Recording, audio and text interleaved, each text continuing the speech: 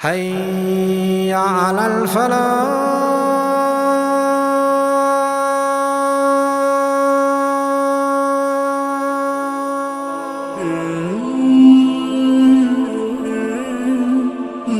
The first thing that happens to this person when he is on his deathbed, his family are sitting all around him. The angel of death descends upon this person. You are surrounded by your family, but you feel so alone because only you can see these angels. And you are trying to say to your family, help me, but they can't help you. And then he says, "O evil soul, come out to the anger of Allah and His punishment." You're in your grave and you can hear your family's footsteps as they leave you. But do you have anywhere to run? Do you have anywhere to hide? Do you have anything that you can protect yourselves with? The fire of Jahannam, it enters into his grave.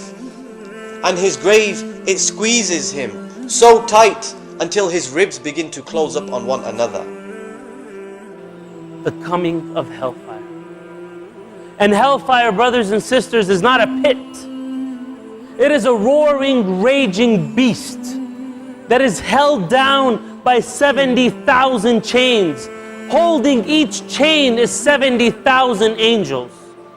There is no scene more terrifying on the Day of Judgment than that scene. Every creation of Allah, martyrs, prophets, believers, non-believers, they will fall to their knees. All they are saying is, "Oh Allah, protect us.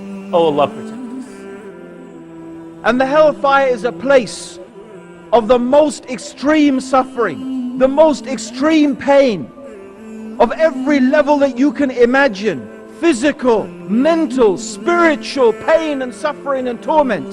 The people will cry in agony for water.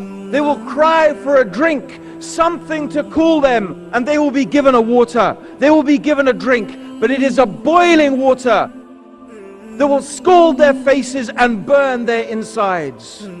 This is the hellfire. The guardian of hellfire, his name is Malik. He has never smiled since the day hellfire was created. He has no remorse. He has no feelings of sensitivity. He is desensitized to all types of horror. No feelings, doesn't feel sorry for anyone. Hellfire, ya akhwan, is something, wallahi, not to be taken lightly. Saying, "Oh our Lord, please take us out. Take us out and let us try again. Give us another chance. If we do this again, then we are truly oppressors to ourselves." And Allah doesn't even reply to them. Allah doesn't speak to them. So some people have false hope. God will forgive me. God will forgive me. You're sick, you're ill, you need to cure yourself. God cannot be fooled, subhanahu wa ta'ala.